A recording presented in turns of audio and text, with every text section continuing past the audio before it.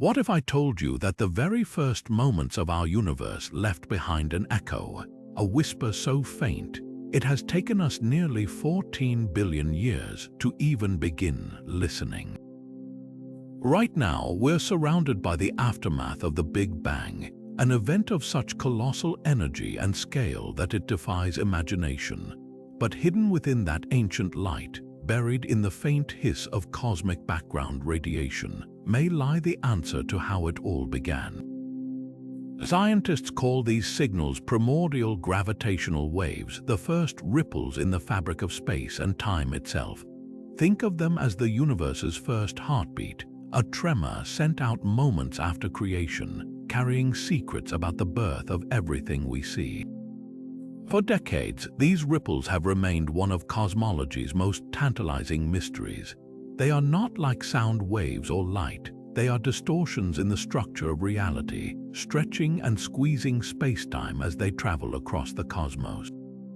Detecting them would be like finding the fossilized footprints of the universe's first steps. It would allow us to peer back to a time before atoms, before stars, even before time as we know it began ticking steadily forward. The search for these signals represents one of the greatest scientific quests of our era, a hunt for the origin of existence written in the language of gravity. In this video, we're going to explore 30 incredible theories about these primordial gravitational waves. Some ideas are widely accepted, backed by mathematics and observation. Others are daring, almost poetic speculations that challenge our understanding of reality itself. From cosmic inflation to multiverses, from string theory, vibrations to the possibility of a universe before the Big Bang, each theory offers a unique window into how spacetime first began trembling. So join me on this journey. Let's unravel the echoes of creation and venture into the profound mystery of the universe's first whispers. To understand the very first ripples, we must wind the cosmic clock back to an almost incomprehensible moment, a tiny fraction of a second after the universe began. In this fleeting instant, the leading theory suggests something extraordinary happened. The universe didn't just expand, it exploded in size at a rate faster than the speed of light itself, inflating from a subatomic speck to something vastly larger in less than a blink of an eye. This period, known as cosmic inflation, was a violent, turbulent event, and according to our first theory, it was this ferocious stretching of spacetime that generated the most powerful primordial gravitational waves of all. Think of it like the surface of a pond just after a massive boulder has crashed into it. The initial impact is chaotic, sending out powerful, disordered ripples in every direction. Cosmic inflation was that impact for our universe. As this newborn cosmos underwent its hyper-fast expansion, the incredibly dense energy field driving it would have been violently churning. These quantum fluctuations, these tiny jitters in the fabric of reality, were magnified to an astronomical scale and imprinted onto spacetime itself as gravitational waves. They are the ringing of the universe, a resonant echo from its explosive birth.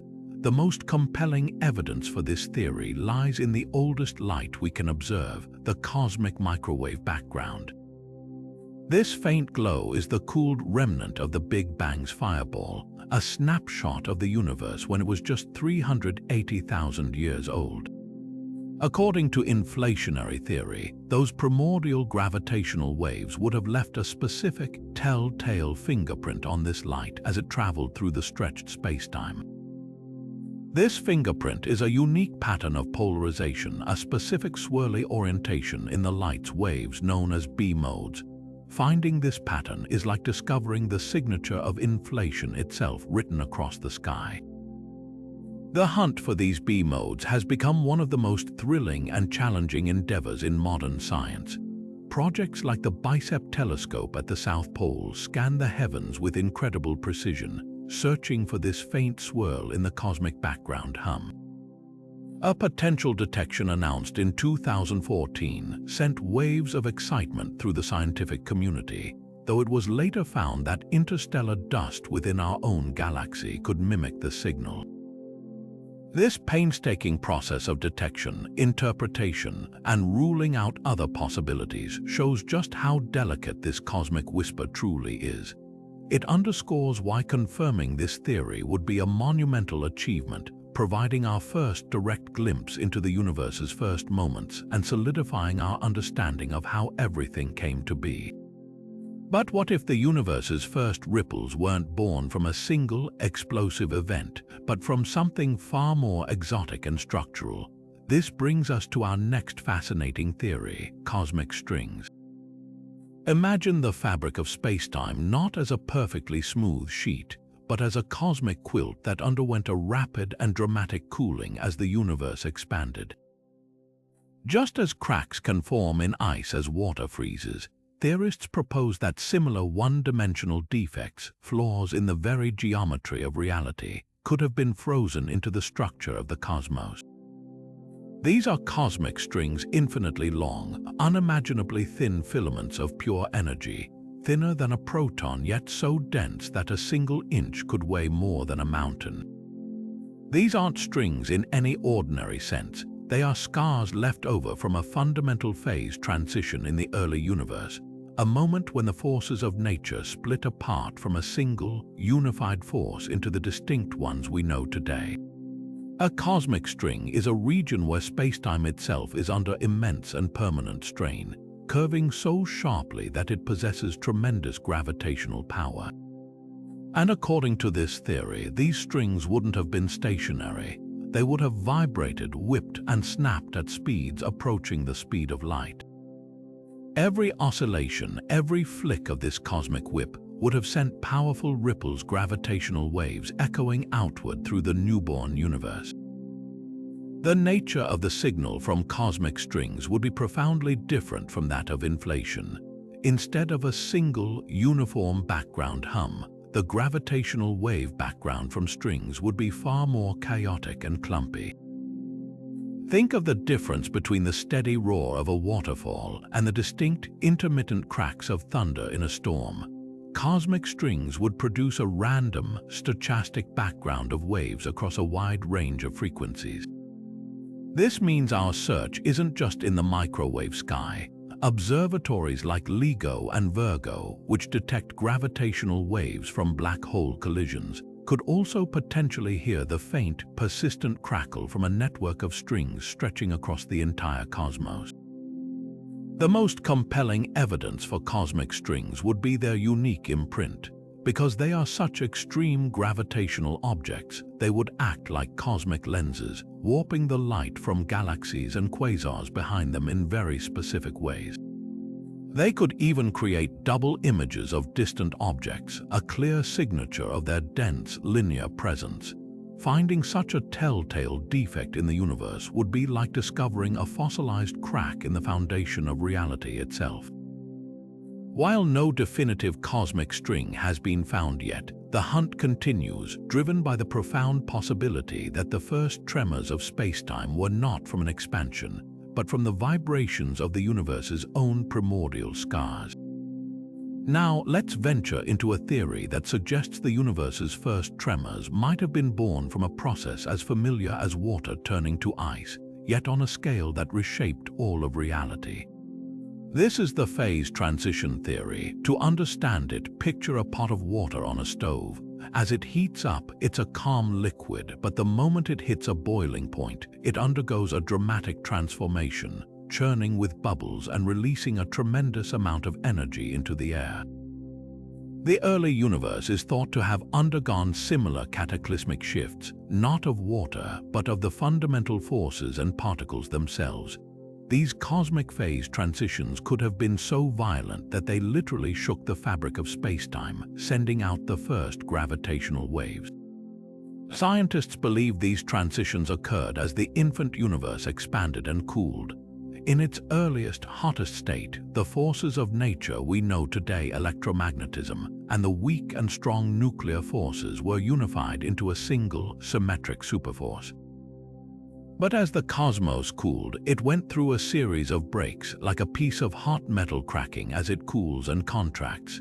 Each time the universe dropped below a critical energy threshold, a fundamental force broke free from the others, and the vacuum of space itself suddenly and dramatically changed its state. It's this sudden snap that could have generated powerful, chaotic ripples. The first of these great cosmic snaps is known as the electroweak phase transition. This occurred when the universe was just a picosecond old, a trillionth of a second after the Big Bang. At this moment, the electromagnetic force and the weak nuclear force, which had been indistinguishable, split apart. The Higgs field, which gives particles their mass, is thought to have kicked into action here. If this transition wasn't perfectly smooth, if it happened in bubbles that collided and merged, the resulting turbulence would have been a fantastic source of gravitational waves. The energy released would have been unimaginable, creating a cacophony of spacetime ripples. Later, at around a microsecond old, the universe may have undergone another profound shift, the quantum chromodynamic or QCD phase transition. This is when the soup of free quarks and gluons that filled the cosmos suddenly condensed and bound together to form the protons and neutrons that make up everything we see today. It was the moment the universe went from a perfect, symmetric plasma to a state where matter as we know it began to clump into existence. This process, akin to droplets of rain condensing out of a saturated cloud, would not have been quiet. The clumping and collapsing of energy could have created powerful vibrations, another distinct set of ripples superimposed on the gravitational wave background. What makes this theory so compelling is the potential character of the signal it would leave behind. Unlike the broad, smooth hum predicted by inflation, the waves from phase transitions would be much more specific and potentially louder at certain frequencies. The violent collisions of bubbles during a transition would produce a spectrum of waves that advanced observatories like LISA, the future space-based gravitational wave detector, are specifically designed to hunt for. Finding this signal would be like listening to the universe's birth cry, a direct recording of the precise moment its fundamental properties were locked into place, defining the reality we inhabit billions of years later. But what if the Big Bang wasn't the absolute beginning? Our next theory takes us to the edge of known physics to explore a truly radical idea, that our universe was born from the death of another. This is the pre-Big Bang scenario, a concept that emerges from the depths of string theory. It proposes that our expanding universe was preceded by a long period of contraction, a cosmic crunch. Instead of a singularity where the laws of physics break down, this model suggests a grand bounce, a moment where the collapsing universe hit a fundamental limit and rebounded outward in the event we call the Big Bang. This breathtaking reversal would have been a seismic event for spacetime, potentially generating a unique and powerful set of primordial gravitational waves. To visualize this, picture a universe running in reverse. Galaxies are not flying apart but are instead rushing together. Space itself is not stretching but shrinking. All the matter and energy that now fills our vast cosmos is being compressed into an increasingly dense and hot state. According to the pre-Big Bang scenario, this contraction wouldn't have ended in a meaningless singularity of infinite density. Instead, the exotic physics of string theory would take over. The universe would reach a maximum density, a kind of cosmic barrier, and then rebound, exploding outward into a new phase of expansion. The moment of this bounce, this transition from a dying cosmos to a newborn one, would have been a cataclysm of unimaginable proportions, shaking the very foundations of reality. It is this violent bounce that could be the ultimate source of the first ripples. The gravitational waves generated wouldn't just be from the expansion itself, but from the entire dramatic history of the preceding contraction. All the events of that previous cosmic phase, the collisions of galaxies, the merging of black holes, the very compression of space would have left their imprint in the form of gravitational radiation. The bounce would then amplify these signals, launching them into our new universe as a fossil record of a time before time. These waves would carry information not just from the birth of our universe, but from its entire previous life and death cycle. This theory opens the door to a truly cyclic model of the cosmos, a potential endless loop of universes being born from the collapse of their predecessors. Each cycle would begin with a smooth, diluted state, contract into a hot, dense bounce, and then expand again, perhaps forever. The gravitational wave background in such a universe would be incredibly rich, a complex symphony composed of signals from countless cycles.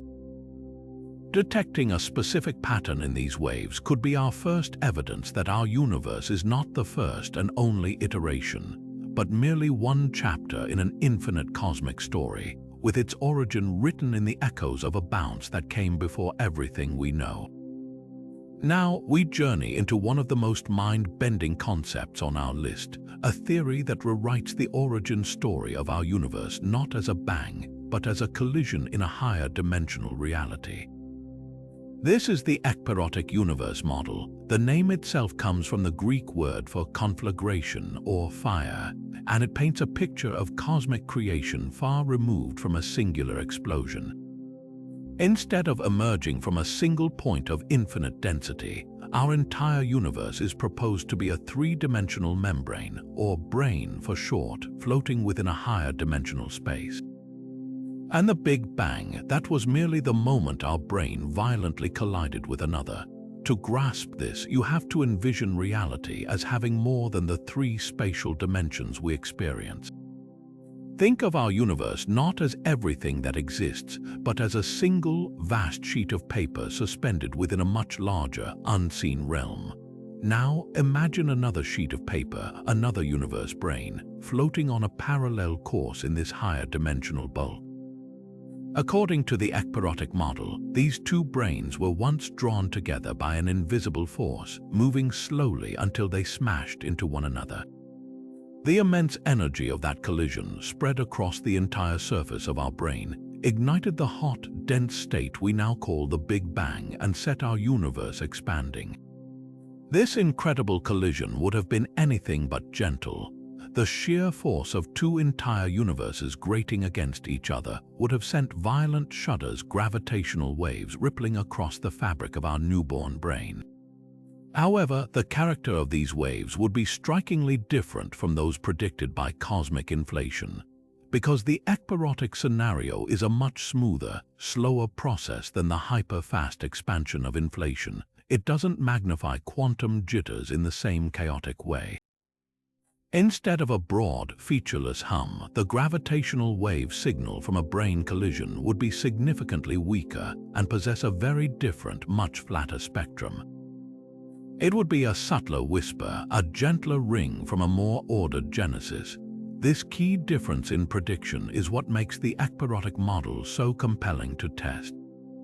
Our most powerful observatories are essentially listening for the specific soundtrack of creation. If the primordial gravitational wave background is loud and has the distinct rising tone signature predicted by inflation, it would strongly support the traditional Big Bang narrative. But if our detectors, like the future space-based LISA observatory, find that this background is exceptionally quiet or has a different spectral shape, it could be the first tantalizing clue that our universe was born from a collision of worlds in a hidden, higher dimensional space. It turns the search for these first ripples into a direct test of the very nature of reality itself, probing dimensions we cannot see to answer the ultimate question of where we came from. The universe's first moments might not have been a story of explosive expansion, but a quieter, more fundamental dance of the tiniest building blocks of reality. This is the realm of string gas cosmology, a theory that dares to reimagine the beginning without the need for a rapid inflationary period at all. Instead, it proposes that the very first ripples in spacetime were born from the heat and jostling of a cosmic gas made not of particles but of vibrating strings. In this view, the entire early universe was a dense, hot, and chaotic soup of these fundamental strings, constantly interacting, colliding, and winding around the compact dimensions of space. To understand this, we need to think about the universe's geometry. string theory suggests that extra dimensions beyond the three we experience are curled up or compactified at an incredibly small scale. In the hot, early universe, these dimensions were likely on equal footing with the ones we see today. As the cosmos cooled, three of these dimensions expanded to become the vast universe we inhabit, while the others remained small and hidden. But during that early, dense phase, strings could wrap around these compact dimensions, creating stable configurations known as wound strings. The interactions and vibrations of these wound and unwound strings, all buzzing with thermal energy, are the true heroes of this theory. It's from this thermal chaos that the large-scale structure of the universe and the primordial gravitational waves are thought to have directly emerged. The mechanism is beautifully different from inflation. In the string gas, tiny thermal fluctuations, random hot and cold spots, were present from the very start. As the universe expanded, these density variations were stretched to astronomical sizes, eventually becoming the seeds for the vast cosmic web of galaxies and clusters we see today. Crucially, these same thermal jitters in the gas would have also shaken the fabric of spacetime itself, generating a background of gravitational waves with a very specific and unique signature. This offers a complete alternative pathway for creating the universe's structure, all without invoking a period of faster-than-light expansion. This leads us to the most powerful aspect of this theory, its testable predictions. The gravitational waves produced by a string gas would have a spectrum that is decidedly not flat. It would be tilted in a specific way, making it much stronger at very low frequencies and significantly weaker at the higher frequencies that experiments like BICEP are searching for. This is a direct contradiction to the predictions of simple inflationary models. Therefore, if future space-based detectors like LISA were to find a primordial gravitational wave signal that is unexpectedly quiet, or one that has this distinct tilted spectrum, it would provide monumental support for string gas cosmology.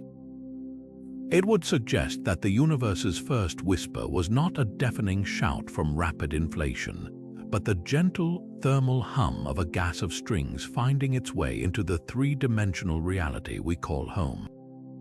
Now let's explore a theory that connects the largest cosmic mysteries to the smallest moments in time. The black hole genesis theory proposes a universe where the first structures weren't stars or galaxies, but black holes, and that these primordial black holes could have been the source of the very first gravitational waves. This isn't about the black holes we know today, formed from collapsing stars. These would have been born in the extreme density of the early universe, mere moments after the Big Bang, when quantum fluctuations could have collapsed directly into tiny, ultra-dense knots of spacetime itself. Imagine the universe in its first second, still a seething, opaque soup of fundamental particles and energy. In this incredibly dense environment, even tiny random fluctuations in density could have reached the critical threshold where gravity overwhelmed all other forces. A region just slightly denser than its surroundings could have collapsed under its own weight, not into a star but directly into a black hole. These primordial black holes could have formed with a wide range of masses, some as small as an asteroid, others as massive as 1,000 suns. Their birth would have been a violent process, a sudden and catastrophic warping of spacetime that would have sent powerful gravitational waves rippling outward, adding to the universe's first chorus of ripples. But the story doesn't end with their formation. If these ancient black holes were numerous, they would have inevitably found each other. Drawn together by gravity in the crowded early cosmos, pairs of these black holes would have spiraled inward and merged in catastrophic collisions, just like the ones LIGO detects today. Each merger would have been a spectacular event, releasing a tremendous burst of gravitational wave energy that would echo across the expanding universe. This means the primordial gravitational wave background could contain not just the faint whisper of their creation, but the louder crashes of their dramatic mergers, a layered history book written in spacetime tremors. There's another, even more exotic possibility for how these black holes could have generated waves. The smallest primordial black holes, those with masses around 1 billion tons, wouldn't have lasted until today. According to Stephen Hawking's theory of radiation, tiny black holes evaporate, losing mass over time until they eventually vanish in a spectacular final burst of energy.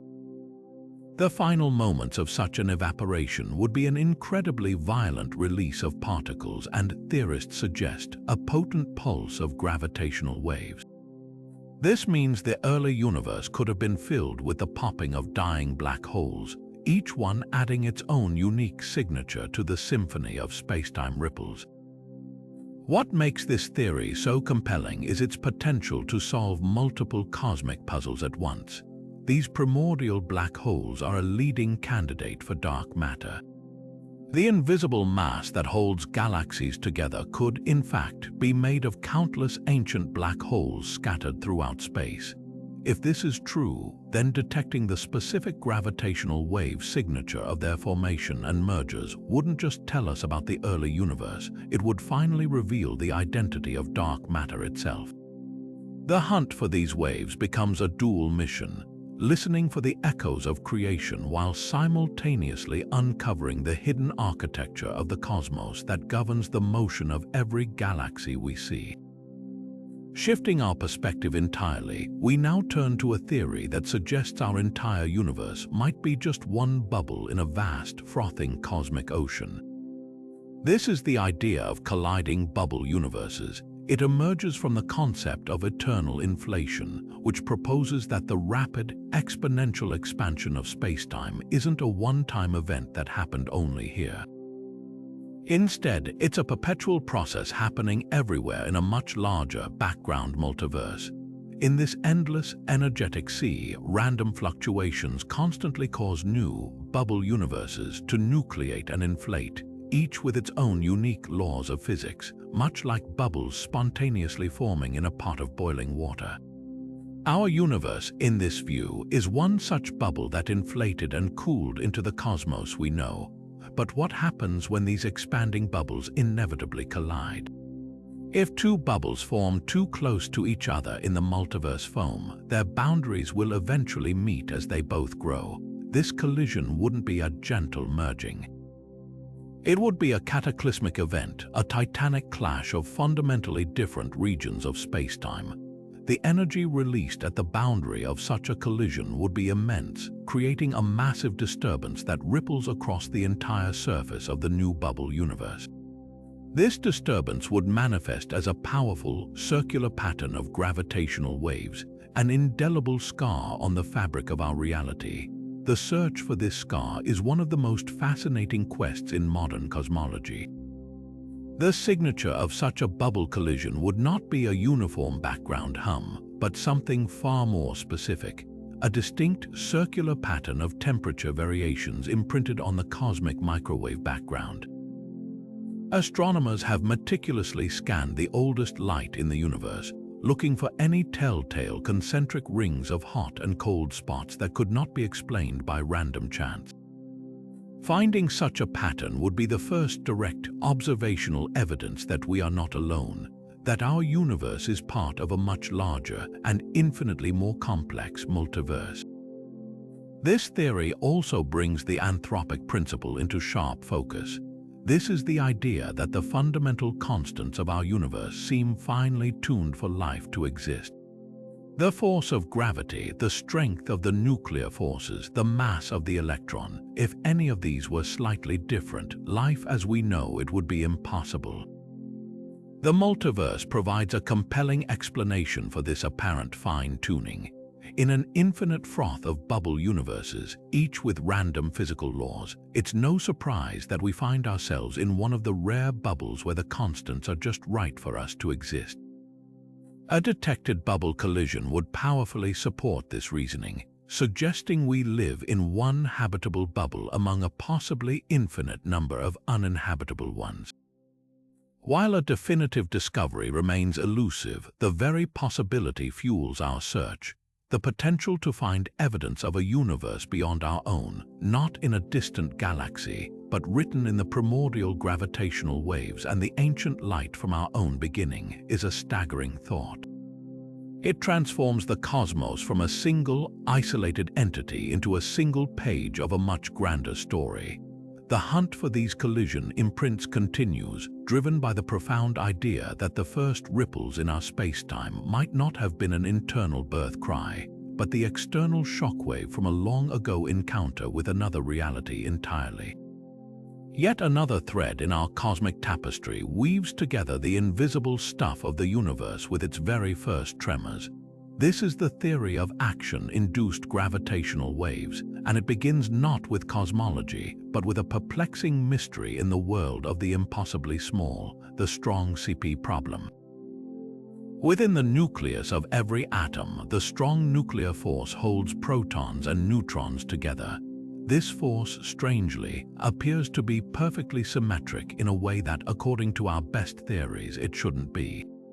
It's as if you dropped a pencil an infinite number of times and it always landed standing perfectly upright, a statistical impossibility that demands an explanation.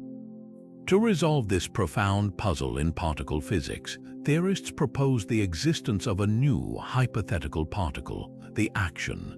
This particle would act as a kind of cosmic corrective factor, preserving this delicate symmetry and making the math of the universe work perfectly.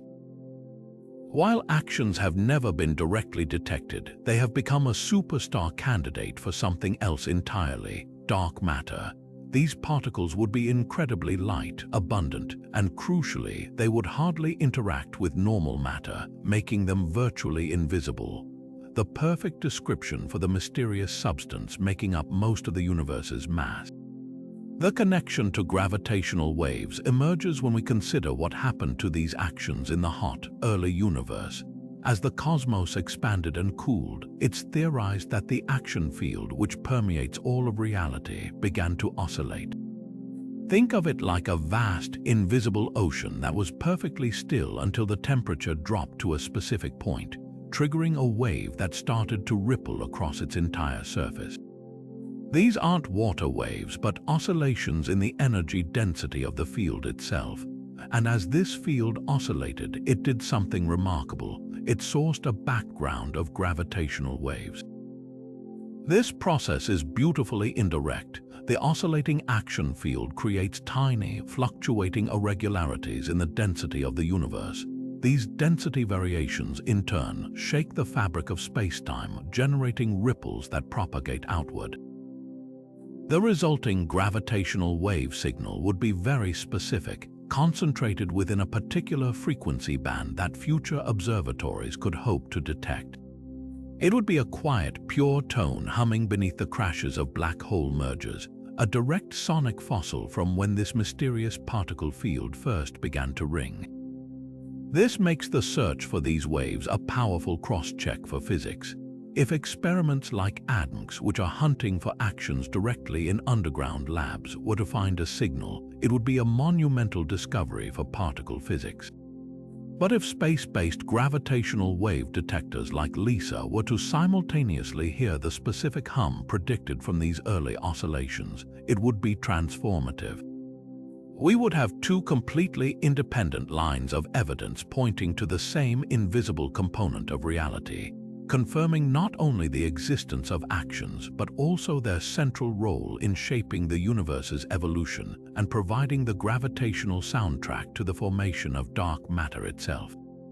Now, let's consider a force so fundamental we experience it every day, and yet its potential role in the universe's first moments is profoundly mysterious.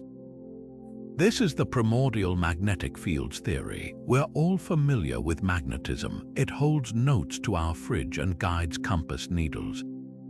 But what if I told you that magnetism on a cosmic scale, born in the furnace of the Big Bang, could have been powerful enough to shake the fabric of spacetime itself?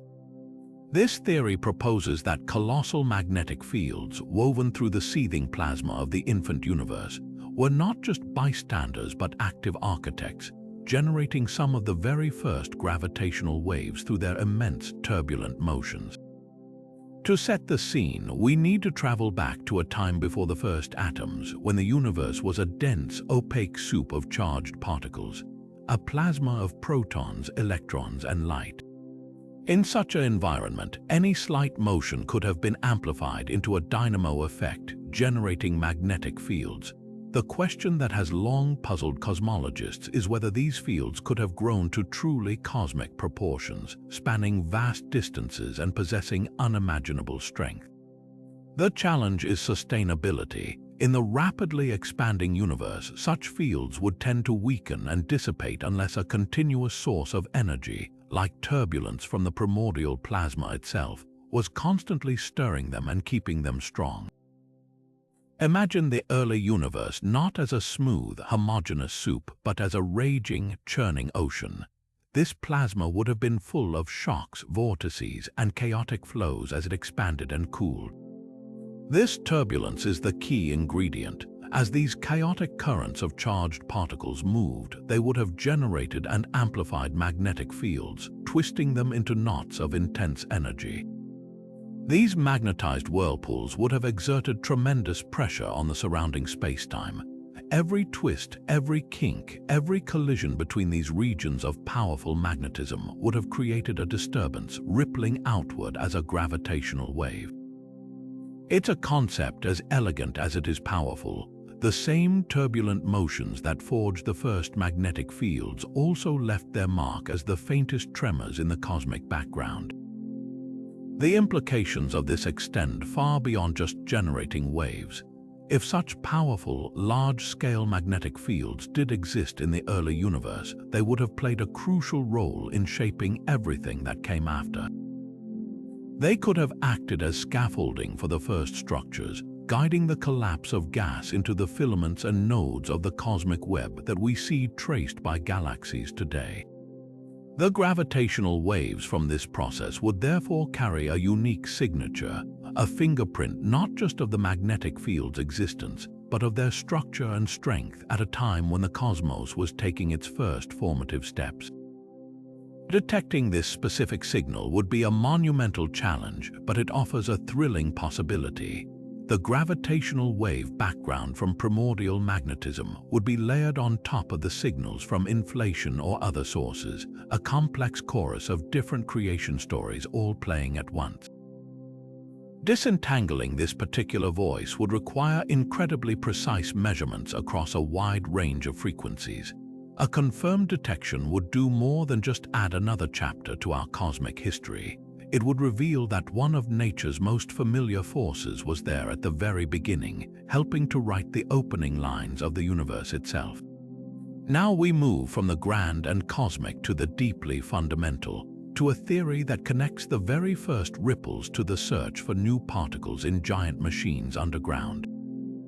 This is the supersymmetry breaking theory. At its heart, supersymmetry, or SUSY for short, is one of the most elegant ideas in theoretical physics. It proposes a profound and beautiful partnership in nature. For every known particle we've discovered, from electrons to quarks, there should exist a hidden super-partner particle. An electron would have a selectron, a quark would have a squark, and the photon would have a photino. This symmetry would neatly solve several major puzzles in physics, like the mysterious nature of dark matter and why the Higgs boson is so light. But we don't see these superpartners in our everyday world. If they exist, they must be incredibly massive, which means this perfect symmetry had to be broken very early in the universe's history. Think of it like a perfectly balanced scale that was jostled at the dawn of time. Supersymmetry breaking is the moment that perfect balance was lost, and the superpartners acquired their huge masses, falling out of equilibrium with their standard model twins. This wasn't a quiet event. The energy released as this symmetry shattered would have been staggering, flooding the young cosmos and irrevocably altering its course. This is where the connection to gravitational waves becomes clear. That tremendous release of energy would not have been smooth or uniform. It likely occurred in a violent phase transition, similar to the boiling water we discussed earlier, where bubbles of the new, broken symmetry state nucleated and expanded at nearly the speed of light. The collisions of the walls of these expanding bubbles would have been immensely energetic events, creating powerful disturbances in the fabric of space-time. Each collision would have acted like a hammer striking the cosmic drum, sending out a sharp, clear gravitational wave signal that would still be ringing faintly across the universe today. The character of this signal would be a direct echo of that primordial breaking. The frequency and amplitude of these waves would tell us precisely when supersymmetry broke and how much energy was involved. It would be a fossil record of a fundamental shift in the laws of physics, encoded in the vibrations of spacetime itself. This gives physicists a second, completely independent way to hunt for evidence of supersymmetry. The first is directly by smashing protons together in colossal colliders like the Large Hadron Collider at CERN, hoping to create a super-partner particle for a fleeting instant. The second is indirectly by tuning our gravitational wave observatories to listen for the specific hum that was produced when those partners disappeared from the visible universe billions of years ago. This creates a fascinating and powerful feedback loop between the largest scales and the smallest. A discovery at the LHC would tell us supersymmetry is real and give us a likely energy scale for when it broke. That information would tell gravitational wave astronomers exactly where in the frequency spectrum to search for the confirming echo.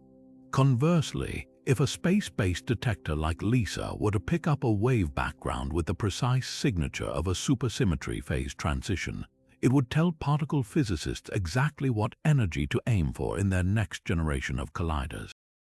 It turns the search for the universe's first whispers into a critical piece of the puzzle for completing our understanding of the fundamental particles that make up everything we are. Let's dive into a concept that takes us to the very edge of quantum mechanics and gravity, a theory where the universe's first ripples weren't born from dramatic events like inflation or collisions, but from something far more fundamental: sheer heat. This is the thermal graviton production theory. To grasp this, we need to introduce a particle you've likely never heard of: the graviton. In the quantum world, every force is carried by a messenger particle.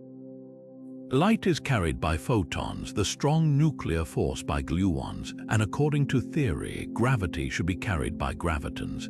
These are the hypothesized quanta of gravitational waves, the smallest, indivisible packets of energy that make up a ripple in spacetime itself. Now, rewind the cosmos to its earliest moments, a time of almost unimaginable temperature and density. The entire universe was a single, seething thermal bath of energy, so hot that every known and hypothetical particle would have been in constant, violent interaction. At these energies, the distinction between matter and radiation blurs, and everything is simply energy.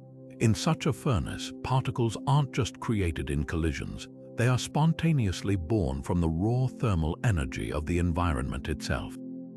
It's a process we see in particle accelerators, where energy is directly converted into pairs of particles. The early universe was the ultimate particle accelerator, and this theory suggests it was hot enough to thermally produce gravitons in vast numbers. The mechanism is beautifully straightforward, yet profoundly different from the others we've explored. Unlike inflationary waves, which are generated by the rapid stretching of space-time, or waves from phase transitions born from violent bubbles colliding, thermal gravitons are a direct product of the ambient heat. Imagine an oven not just baking a cake, but actually creating the very ingredients: the flour, eggs, and sugar from the heat itself. That's what was happening. The immense thermal energy of the primordial fireball was sufficient to spontaneously create pairs of gravitons, which then streamed across the young cosmos, carrying with them the energy of gravitational waves. This process would have created a unique and specific background of gravitational radiation. The signal would have a distinct blackbody spectrum, much like the cosmic microwave background but for gravitational waves. The cosmic microwave background is the leftover heat from the Big Bang, a nearly perfect thermal bath of photons. The thermal graviton theory predicts a similar relic background but composed of gravitons. Its intensity and frequency distribution would be a direct thermometer, telling us the exact temperature of the universe at the moment these gravitons froze out of the thermal soup and stopped interacting, providing a direct snapshot of the cosmos at a specific, incredibly early age. This leads to a major challenge and a key prediction: the weakness of gravity itself. Gravitons interact with matter and energy far more feebly than any other particle. This is why we can't detect individual gravitons with any technology we can currently conceive. Because of this weakness, gravitons would have decoupled from the rest of the universe earlier than any other particle, even before photons did. They stopped interacting and became a fossil background when the universe was at a temperature of about 10 to the 32 Kelvin, a scale of heat that is almost meaningless to describe. This means the thermal graviton background is the oldest fossil possible, older than the light from the cosmic microwave background. Detecting it would be the ultimate look back in time, a whisper from the very first instance of existence. The hunt for this signal is the ultimate high-stakes challenge. Because these gravitons decoupled so early, their waves would have been stretched to incredibly low frequencies by the universe's subsequent expansion. Their wavelength would now be on the scale of the observable universe itself. This places them far, far below the frequencies that ground-based interferometers like LIGO or even future space-based observatories like LISA can hope to detect. Finding this background would require a completely new, revolutionary technology, perhaps one that measures its subtle imprint on the polarization of the cosmic microwave background, or through its cumulative effect on the timing of incredibly precise cosmic clocks like pulsars. This makes the theory both incredibly compelling and deeply frustrating. It presents a clear, testable prediction rooted in well-understood thermodynamic principles, yet the signal it predicts is currently just beyond our observational reach. It stands as a testament to the idea that some of the universe's deepest secrets are encoded not in the dramatic crashes and bangs, but in the quiet, thermal hum of its infancy, a hum we are only just beginning to learn how to hear. But what if the universe's first ripples weren't just the product of the main event, but were actually amplified by a hidden player working behind the scenes? This brings us to the curvaton field theory, a fascinating idea that introduces a secondary character to the drama of cosmic inflation. In the standard story, the primary field responsible for driving inflation, the inflaton, is the sole architect of everything: the expansion, the density variations, and the gravitational waves. But this can create a tension. To produce the large-scale structures we see today, the inflaton's quantum fluctuations need to be quite strong. However, those same strong fluctuations would also generate an extremely loud background of gravitational waves, a signal that our most sensitive telescopes have so far failed to detect. The curvaton model elegantly sidesteps this problem by splitting the job description. Imagine a play with two lead actors instead of one. The first actor, the inflaton, has a very specific and dramatic role. It drives the incredibly rapid expansion of the universe, stretching a quantum-sized patch into a macroscopic cosmos and ironing it out to incredible smoothness. But this actor is a bit too subtle. Its own quantum jitters are faint. Then, the second actor, the curvaton, makes its entrance. This is a separate quantum field that was also present during inflation, but it played a much quieter role initially. It didn't drive the expansion, but it too acquired tiny quantum fluctuations that were stretched across the sky. The magic happens after the main period of inflation ends. The inflaton field decays, converting its enormous energy into the hot soup of particles of the Big Bang. The curvaton field, however, is still there, oscillating and waiting for its moment. As the universe expands and cools, the energy of the curvaton field eventually comes to dominate for a brief period. When it finally decays, it does something crucial. It takes its own set of primordial fluctuations and imprints them onto the matter and radiation of the universe as the primary source of all density variations.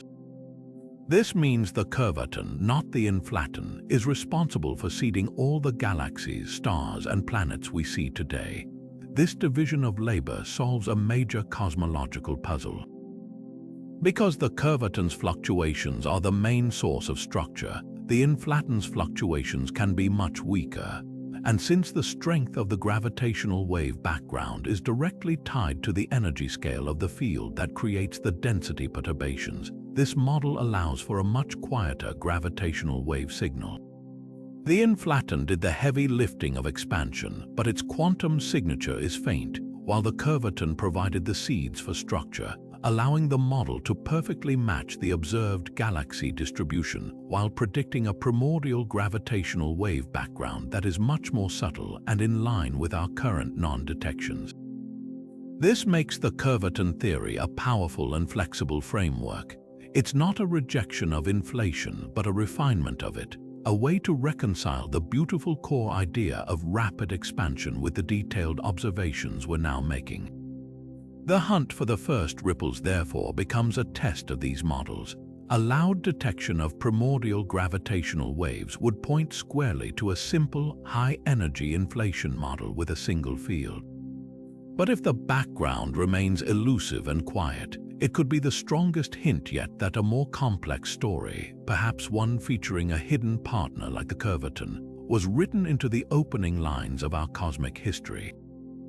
Now we venture into one of the most exotic and mind-bending ideas on our list, a concept that dares to tweak Einstein's theory of gravity itself. This is the ghost condensate theory, a proposal that suggests the early universe might have passed through a phase where gravity behaved in a truly bizarre way, generating gravitational waves with properties unlike any others we've discussed. The name itself is a clue to its strangeness. A ghost in physics often refers to a field with negative kinetic energy, something that seems to defy our usual understanding of cause and effect and stability. To grasp why physicists would even consider such a radical idea, we need to look at a modern cosmic mystery: dark energy. Our universe isn't just expanding, that expansion is accelerating, as if some invisible repulsive force is pushing galaxies apart. Within the standard framework of Einstein's general relativity, this is explained by a cosmological constant, a uniform energy density inherent to the vacuum of space itself. But this explanation has its own profound puzzles, leading some theorists to ask, could this acceleration be a sign that our theory of gravity is incomplete, especially when applied to the entire cosmos? The ghost condensate is one such alternative, proposing a modification to gravity that becomes important only at extremely low energies or vast scales. The theory posits that in the very early universe, a unique scalar field different from the inflaton or curvaton could have entered a phase where its kinetic energy was effectively negative. Imagine this field not as a rolling ball on a hill, but as a ball sitting perfectly still at the top of a very flat plateau-like hill. This precarious state is the condensate. In this phase, the field's unusual properties would have temporarily altered how gravity worked. For a brief period, the speed at which gravitational waves travel could have been significantly different from the speed of light, a direct violation of a key prediction of standard general relativity. This period of modified gravity would have left an indelible mark on any primordial gravitational waves propagating through it. This leads to the most distinctive prediction of the ghost condensate, a dramatic blue tilted spectrum for the primordial gravitational wave background. Almost every other theory we've covered predicts a red tilted spectrum, meaning the waves are stronger at longer wavelengths and lower frequencies. A ghost condensate phase would flip this entirely, producing a spectrum where the waves are actually stronger at shorter wavelengths and higher frequencies. It would be like tuning a radio and finding the station is loudest when you turn the dial to the very highest frequencies, the complete opposite of what you'd normally expect. This unique signature is a direct consequence of the ghostly field's negative energy temporarily dominating the dynamics of the universe. detecting such a signal would be a double revelation. First, it would provide stunning evidence that Einstein's theory, while magnificently accurate in our local universe, requires modification under the most extreme conditions. It would open a new window into quantum gravity, showing us how space-time itself might behave when influenced by these exotic fields. Second, it would directly connect the physics of the universe's birth to its ultimate fate. The same ghostly field that generated these unique waves in the first instance could be the very agent responsible for the accelerated expansion we see today, offering a dynamic alternative to the static cosmological constant and potentially solving one of the greatest mysteries in modern cosmology. The hunt for these waves is therefore a hunt for a whole new chapter in our understanding of gravity itself. Now we explore a theory that fundamentally reimagines the nature of reality itself, suggesting that the universe's first ripples might not have been vibrations in space, but rather vibrations of a lower dimensional boundary that contains all the information of our higher dimensional world. This is the holographic principle theory, an idea so profound it emerges from the deepest puzzles of black hole physics and challenges our very understanding of where and how the universe stores information. The story begins not with the Big Bang, but with a paradox discovered by physicist Jacob Bekenstein and later expanded by Stephen Hawking. They realized that a black hole's event horizon, the point of no return, has a startling property. Its surface area, not its volume, determines the maximum amount of information it can contain. This was bizarre. In our everyday experience, information capacity scales with volume. A bigger hard drive can store more data, but for a black hole, it was as if all the information about every star, planet, and atom that ever fell in was not stored in its vast three-dimensional interior, but was instead encoded on its two-dimensional surface like a cosmic DVD. The three-dimensional world we experience would, in this view, be a projection of that two-dimensional data, much like a hologram that appears to have depth but is actually generated from a flat surface. Apply this staggering concept to the entire cosmos. The holographic principle proposes that our entire observable universe, with its three spatial dimensions, might itself be a projection from a two-dimensional surface that lies at the very boundary of our cosmic horizon.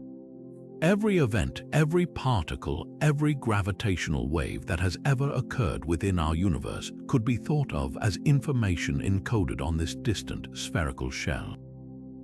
This means the primordial gravitational waves we've been searching for, those first tremors from the birth of the universe, might not be ripples that traveled through space in the traditional sense. Instead, they could be represented by specific patterns of information bits and pixels fluctuating on this fundamental cosmic screen. This leads to a truly mind-bending implication for the nature of these waves. If the principle holds, then detecting a primordial gravitational wave is not just measuring a distortion in space-time. It is literally reading a piece of data from the universe's outermost hard drive. The amplitude and frequency of the wave would correspond directly to how that information is arranged and processed on the boundary. It transforms cosmology from a study of forces and fields in a volume into a form of cosmic cryptography, where we are deciphering a code written on the edge of everything. The search for these waves therefore takes on a new, dual significance. A confirmed detection would not only tell us about the violent processes of the early universe, but could also provide the first experimental evidence for the holographic nature of reality itself. The specific statistical properties of the gravitational wave background, the way its signals are correlated and distributed, could carry the telltale signature of a two-dimensional information theory at work. Finding that signature would be one of the most monumental discoveries in the history of science, revealing that the true theater of physics is not the expansive arena we see, but a shimmering, information-rich horizon from which our entire reality is projected. Building on the idea of our universe as a three-dimensional membrane existing within a higher dimensional space, we arrive at a theory that refines the cosmic inflation story into a stunningly specific geometric dance. This is brane inflation, a model that elegantly weaves together the concepts of string theory and the rapid expansion of the early cosmos. Instead of a mysterious inflatoned field driving expansion from within our universe, inflation is recast as the physical motion of our own brane through the hidden bulk dimensions of reality. Picture our universe not as an isolated sheet, but as one of two parallel membranes floating in a higher dimensional void, much like two slices of bread hovering in an immense kitchen. These branes are drawn together by a force akin to gravity, which in string theory is the only force that can propagate freely through all dimensions. Our universe's period of hyper-fast expansion, according to this theory, was the final moments of a cosmic approach. As our brane moved toward the other, the potential energy between them stretched the very fabric of our three-dimensional reality at an exponential rate. Inflation, in this view, was not an internal process but the direct result of our place in a much larger, higher-dimensional ballet. The conclusion of this dance was as violent as it was formative. The inflationary period ended when the two branes collided. This wasn't the cataclysmic, universe-ending crash one might imagine, but a more nuanced event. The energy of the collision was immediately converted into the hot, dense plasma of particles that would become the Big Bang fireball, while also heating our brane and locking the extra dimensions into their currently small, curled-up state. This moment of contact, the conversion of kinetic energy into matter and radiation, is what we now recognize as the hot Big Bang, the beginning of our universe's conventional timeline. This entire process would have been far from smooth. Quantum mechanical uncertainties would have caused tiny ripples in the positions of the branes themselves as they moved. Some parts of our brane would have been slightly closer to the other brane, others slightly farther away. When the branes finally made contact, these minute variations were imprinted across our entire universe as the initial density fluctuations, the seeds for all future galaxies.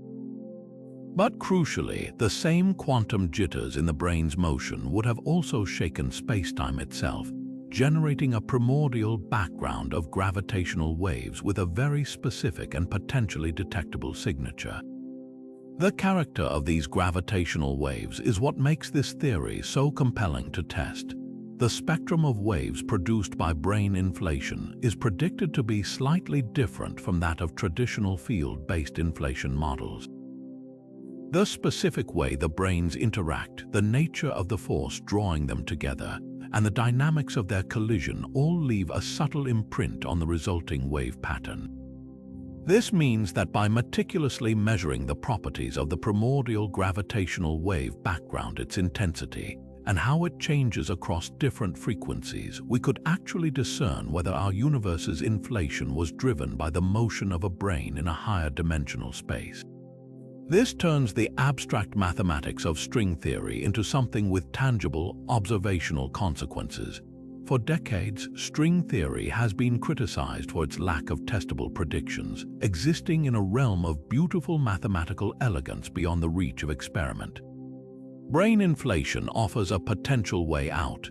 If next-generation observatories can map the gravitational wave background with enough precision to identify its unique spectral fingerprint, it could provide the first concrete evidence not just for higher dimensions, but for the entire framework of string theory itself. We would be listening to the echo of our universe's first motion, a vibration that began not here, but in a dimension we cannot see. Now we arrive at a theory that challenges the very mathematical stage upon which the universe is set, proposing that the fabric of spacetime might be woven from a fundamentally different kind of thread at the smallest of scales. This is non-commutative geometry, an idea that suggests that in the fiery furnace of the first instance, the coordinates of space and time themselves might not have played by the familiar classical rules. In our everyday world, it doesn't matter what order you do things. Moving 3 steps east and then 2 steps north gets you to the exact same spot as moving 2 steps north and then 3 steps east. The operations commute, but in the quantum realm, this is famously not true for properties like a particle's position and momentum. Their order changes the outcome. Non-commutative geometry applies this quantum uncertainty to the very coordinates of spacetime. It proposes that at the incredibly small Planck scale distances of about 10 to the negative 35 meters, the familiar smooth, continuous stage of reality breaks down into a granular, foamy structure where the precise values of here and now become fuzzy. In this domain, it's theorized that the x and y coordinates of a point might not commute. Measuring position in one direction and then another could yield a slightly different result than doing it in the opposite order. This isn't just a mathematical curiosity. It represents a fundamental graininess to the universe, a pixelation of reality at its most basic level. For gravitational waves, this has a profound and very specific consequence. It would change the way they travel. In standard physics, all light and gravitational waves, regardless of their energy, move at the exact same speed in a vacuum, the speed of light. This is a cornerstone of Einstein's theory. But if spacetime has this foamy, non-commutative structure, it would act like a subtle medium for these waves. Higher energy gravitational waves with their shorter wavelengths would interact more strongly with this granularity. This interaction would cause them to travel at a very slightly different speed than their lower energy counterparts.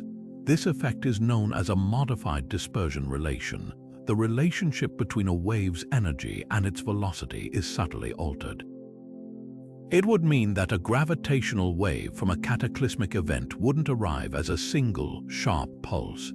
The highest frequency components of the wave would arrive at a slightly different time than the lower frequency ones, creating a tiny, calculable smear in the signal. This presents a breathtaking opportunity for discovery. The telltale signature of this spacetime foam would be a specific, cumulative distortion in the gravitational waves we detect. The effect would be incredibly small for a single event, but over vast cosmic distances, the tiny differences in travel time could add up to a measurable drift. The ideal laboratory to search for this effect is the observation of gravitational waves from the most powerful and distant events in the universe, such as the mergers of supermassive black holes.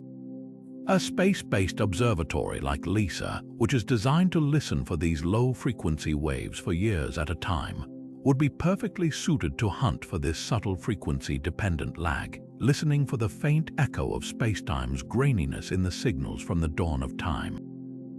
Pulsar timing arrays offer another, equally powerful method of detection. These projects use the incredibly regular pulses from spinning neutron stars as the most precise clocks in the galaxy. By monitoring a network of these pulsars for decades, astronomers can detect the minute distortions caused as a gravitational wave passes between us and the star, slightly altering the timing of its pulses. A non-commutative spacetime would imprint its signature on this entire network of signals. The specific pattern of correlations and delays between the pulsars would carry a fingerprint that could distinguish a granular spacetime from a smooth one. Finding this signature would be like using the galaxy itself as a colossal interferometer, one sensitive enough to measure the texture of the void between the stars. It would provide our first direct experimental glimpse into the quantum nature of gravity, revealing a universe built not on a smooth continuum, but on a fantastically complex and fuzzy geometric tapestry. What if the universe's ultimate speed limit wasn't always so absolute? This brings us to a theory that challenges one of the most sacred constants in all of physics. The variable speed of light theory proposes that in the extreme environment of the nascent cosmos, the speed of light itself was not a fixed number, but was vastly higher, potentially solving some of cosmology's deepest puzzles and leaving a unique imprint on the first gravitational waves. Einstein's theory of relativity rests upon a fundamental pillar, the constancy of the speed of light in a vacuum, denoted by the letter c. This universal speed limit, approximately 299,792,458 meters per second, is woven into the very fabric of the laws of physics.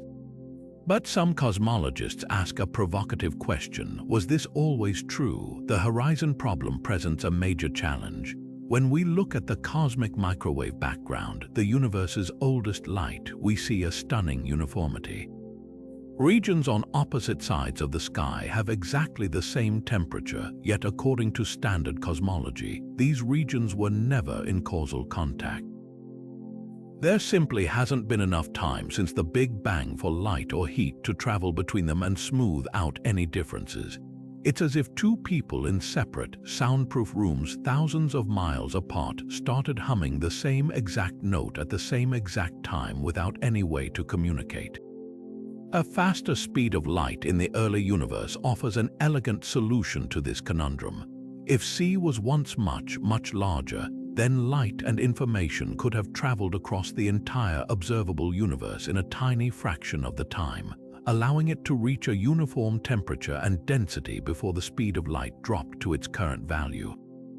This would achieve the same smoothing effect as cosmic inflation, but through a different mechanism by altering the fundamental rules of the game rather than by invoking a period of hyper-fast expansion. It's a radical rethinking of the universe's first moments, suggesting that the laws of physics themselves may have evolved as the cosmos cooled. This dramatic shift would have had profound consequences for the generation and propagation of the very first gravitational waves. According to general relativity, gravitational waves also travel at the speed of light. If c was higher, then those primordial ripples would have been moving significantly faster, potentially altering their interaction with the primordial plasma and how they were sourced by other processes. The spectrum of the gravitational wave background we predict today is directly tied to the physics of the early universe, including its fundamental constants. A period of variable speed of light would therefore write its signature into the statistical properties of that background, creating a potentially detectable deviation from the predictions of standard inflation. The hunt for this signature turns the search for primordial gravitational waves into a test of the most fundamental constants of nature. A confirmed detection of the wave background could allow us to measure its spectral shape with incredible precision. If that shape shows a specific tilt or feature that doesn't align with standard inflationary models, but does match the predictions of variable speed of light cosmology, it would be revolutionary. We would have evidence that the universe's most famous constant is not so constant after all, and that the stage of reality itself was more malleable in its youth than we ever dreamed. It transforms our listening for the first whispers of space-time into a way of reading the universe's deepest operating manual, a manual that may have had a very different set of rules on its first page.